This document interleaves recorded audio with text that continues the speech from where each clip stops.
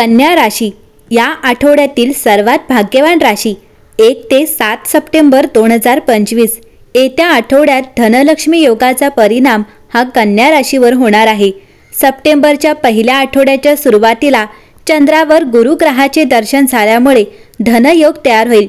वैदिक ज्योतिषशास्त्रात धनयोगाचा खूप फायदेशीर मानला जातो।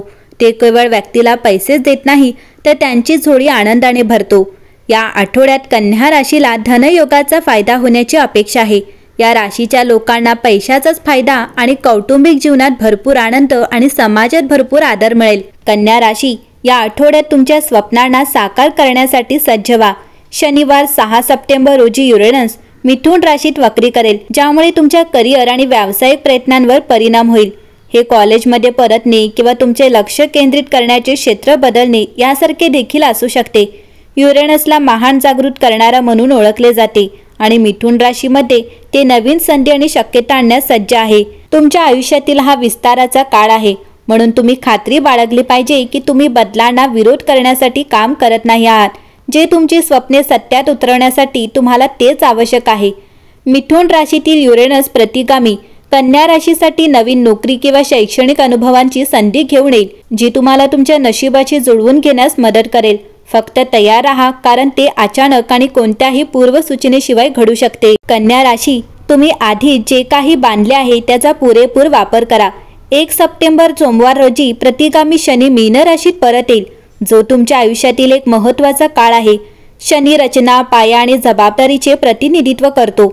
मीन राशीमध्ये याचा अर्थ तुमच्या नात्याला अधिक परिपक्वतेने जवळ आणणे। तथापि मीन राशीमध्ये अध्यात्म, उपचार आणि समर्पणाची भावना देखील देते, म्हणून तुम्हाला हे शिकावे लागले असेल की शेवटी तुमची योजना सर्वात महत्त्वाची नाही तर विश्वाची योजना आहे। शनी 1 सप्टेंबर पासून मीन राशीत परत येईल आणि 27 नोव्हेंबर रोजी थेट स्थानापन्न झाल्यानंतर 13 फेब्रुवारी 2026 पर्यंत तिथेच राहील। तुमच्या प्रयत्नांचे फळ मिळवण्याची आणि कोणत्याही प्रलंबित समस्या सोडवण्याची ही वेळ आहे, कारण ही संधी पुढील 30 वर्षापर्यंत पुन्हा येणार नाही। कन्या राशी, जरी शनीच्या आव्हानांबद्दल बहुतेकदा बोलले जाते, परंतु जर तुम्हाला वचनबद्धता आणि लग्नाची इच्छा असेल तर हा तुमच्यासाठी भाग्यवान काळ आहे। शनी जे एकत्र आणतो ते कधीही पूर्ववत करता येणार नाही। हो, त्यातून काही थोडे कठोर धडे किंवा आव्हाने येऊ शकतात, परंतु ती कायमची टिकेल। जर तुम्ही आता ते फेब्रुवारी 2026 दरम्यान लग्नाची योजना आखत असाल तर हे जाणून घ्या की हे एक असे नाते आहे जे टिकेल। या नात्याला पूर्णपणे समर्पित करा आणि त्याचा आनंद घ्या। कन्या राशी, 1 ते 7 सप्टेंबर 2025 महिन्याच्या सुरुवातीला तुम्हाला जबाबदार आणि कदाचित कठीण निर्णय घ्यावे लागतील। बहुधा ते आर्थिक स्वरूपाचे असतील किंवा तुमच्या उत्पन्नाच्या स्रोतांशी संबंधित असतील। काम अतिरिक्त क्रियाकलाप, छंद इत्यादीही असू शकतात। या आठवड्यात तुमच्या घरी किंवा नातेवाईकांशी महत्त्वाची संभाषणे देखील होतील, ज्यामध्ये निर्णय घेतले जातील किंवा कुटुंबातील सदस्याच्या शिक्षण, काम किंवा व्यवसायाशी संबंधित सामान्य कृतींवर चर्चा केली जाईल। या संभाषणांदरम्यान उद्भवणाऱ्या चर्चेत तुम्हाला अधिक भावनिक बनवणारे गंभीर निर्णय घेण्याची गरज आहे।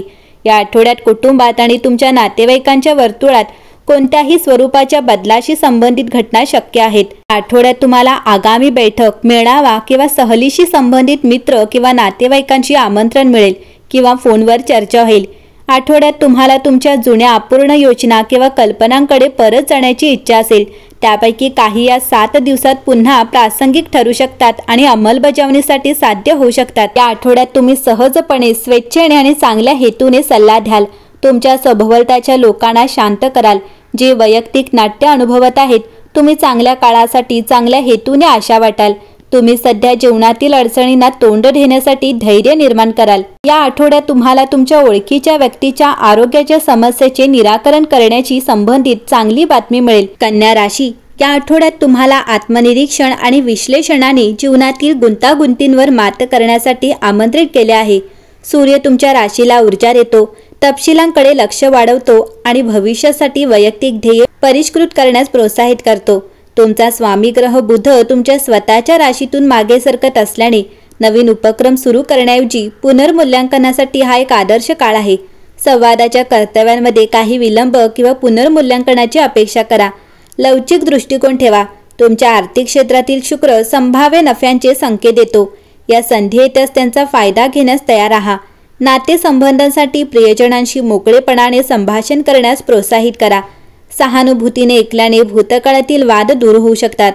अविवाहित कन्या राशींना सामाजिक क्रियाकलांभोवती मनोरंजक संबंध निर्माण होऊ शकतात. आरोग्याच्या दृष्टीने ध्यान किंवा जर्नलिंग सारख्या पद्धतींद्वारे मानसिक स्पष्टतेला प्राधान्य द्या, जेणेकरून ते केंद्रित राहतील. तुमच्या भोवती फिरणाऱ्या व्यस्त ऊर्जेचा प्रतिकार करण्यासाठी विश्रांतीसाठी वेळ द्या. या आठवड्याची ऊर्जा कन्या राशीसाठी चिंतन आणि संयम आहे, जी तुम्हाला भविष्यातील मार्गांसाठी आणि फायदेशीर माहितीपूर्ण निर्णय घेण्यास मार्गदर्शन करेल. कन्या राशी, एकंदरीतच हा आठवडा शिस्त आणि लक्ष केंद्रित करण्याबद्दल आहे. अपूर्ण कामे पूर्ण होतील आणि तुम्हाला ठोस प्रगतीचा अनुभव येईल. कुटुंबातील सदस्य तुमच्या मार्गदर्शनाची अपेक्षा करतील आणि तुमच्या व्यावहारिक विचार उपयुक्त ठरेल.